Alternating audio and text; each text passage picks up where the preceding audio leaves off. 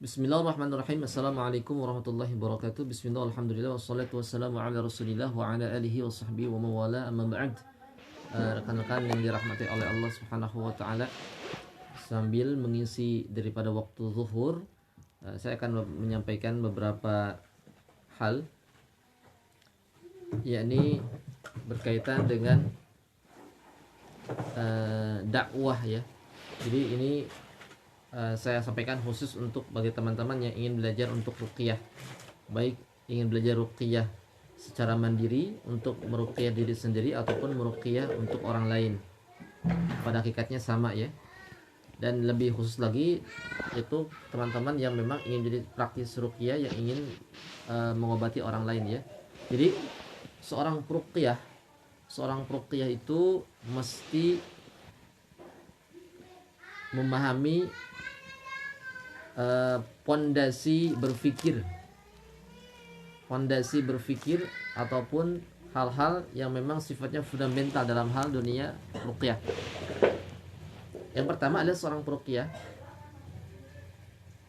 itu harus memposisikan dirinya sebagai tabib, dokter.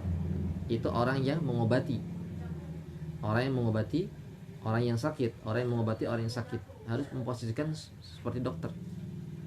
Karena memang tujuan ruqyah memang pada awalnya adalah untuk mengobati. Sebagaimana Nabi ketika ada orang yang kerasukan jin, kemudian Nabi bacakan Al-Qur'anul Karim, kemudian Nabi katakan ukhruj ya Abdullah, Nabi katakan demikian, maka sembuhlah orang tersebut. Jadi harus memposisikan sebagai tabib, sebagai dokter. Nah, yang kedua, seorang peruqyah mesti memposisikan dirinya sebagai da'i, dakwah. Oh, saya nggak bisa berdakwah ya, belajar dikit-dikit, belajar ya, nggak apa-apa. Belajar dakwah. Dakwah di sini adalah dalam artian untuk mengajak ya. Dakwah itu nggak mesti menjadi seorang kiai, menjadi seorang ustadz, nggak mesti. Kita mempunyai tentang hukum, kita mempunyai tentang ilmu keislaman, kita sampaikan kepada umat ya. Itu sebagai dai. Nanti ketika kita berhadapan dengan orang yang akan diruqyah, kemudian kita akan berhadapan dengan jin-jin, kita penting untuk berdakwah.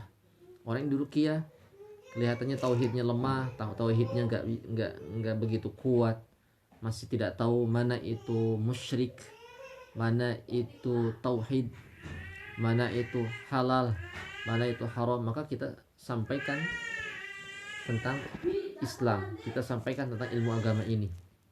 Banyak di antara kaum muslimin yang masih mengunjungi dukun, mengunjungi paranormal, mengunjungi daripada orang-orang pintar, sementara orang-orang yang memang di situ menggunakan pengobatan Tibbun Nabawi, Al-Qur'anul Karim tidak dikunjungi. Ini kan masih menjadi problem. Kita sampaikan tentang masalah Islam ini. Seorang peruqyah mesti menjadi seorang dai. Apakah mesti diceramahi? Ya silahkan, kalau bisa ceramahi ketika kita berdakwah. Karena pada hakikatnya orang yang sakit itu dia pasti akan nurut ketika dia dikatakan apa-apa. Ketika kita nasihati, dia akan nurut.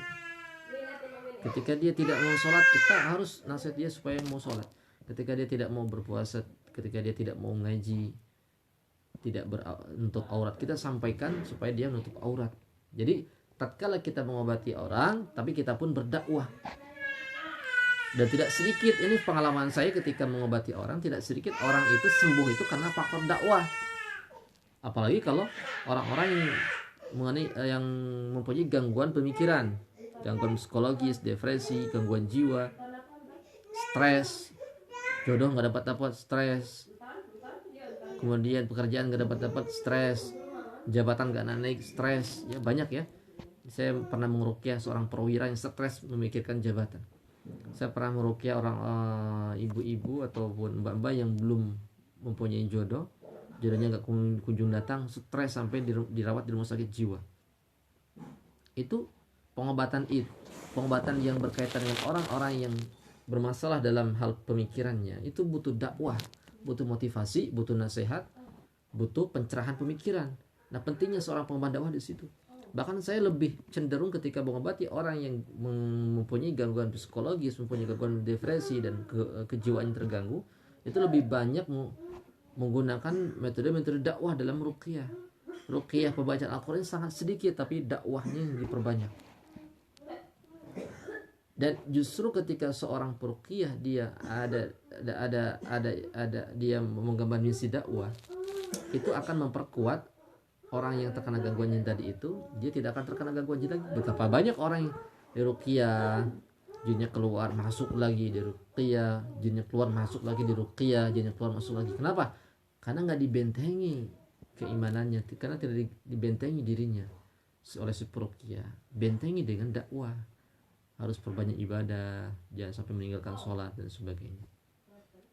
Saya pernah dikritik oleh salah satu orang yang saya obati, pasien saya, sampai dimarahi saya ini butuh diruqyah Ustaz, bukan untuk diceramahi gitu.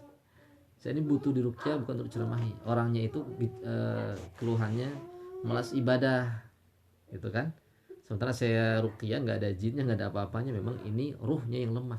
Maka saya banyak ngasih nasihat, nggak terima orang yang dikasih nasihat. Saya sampaikan dakwah ketika meruqyah itu, maka dakwah tadi itu masuk pada bagian ruqyah, pada bagian metode ruqyah.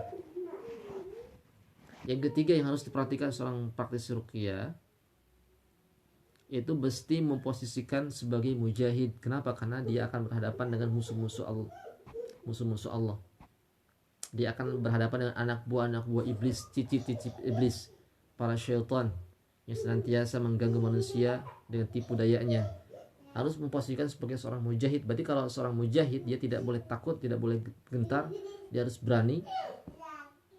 Ketika ada musuh di hadapan, maka dia harus siap-siap berperang, ya, siap-siap untuk menghabisi. Jangan sampai takut, jangan sampai peruqyah itu takut ketika meruqyah dipelototin sama orang yang kesurupan, takut. Jangan, ketika dipelototin pukul. Itu Al-Imam Ibnu Taimiyah itu sampai memukul orang yang terkena gangguan jin itu di daerah ini Punuk, sampai orang yang menyaksikan, saya ini mengira orang ini akan mati ketika dipukul sama Syekhul Islam Ibnu Taimiyah. Kenapa? Saking kerasnya memukul. Nah, ketika sadar orangnya, kemudian orang yang dipukul tadi itu nggak merasakan sakit sedikit pun. Nah itu, jadi harus berani ketika meruqyah. Jadi sekali lagi, seorang praktisi ruqyah mesti memposisikan, mesti mempunyai pola pikir 3 ini yang harus difahami, pola pikir dasar. Yang pertama ialah dia harus memposisikan dirinya sebagai seorang tabib, dokter yang mengobati. Yang kedua, harus memposisikan sebagai dai, pengemban dakwah. Yang ketiga, dia harus memposisikan dirinya sebagai seorang mujahidin yang senantiasa berperang di jalan Allah untuk menghancurkan musuh-musuh Allah, khususnya musuh-musuh Allah yang tidak terlihat. Itu yang bisa saya sampaikan. Assalamualaikum warahmatullahi wabarakatuh.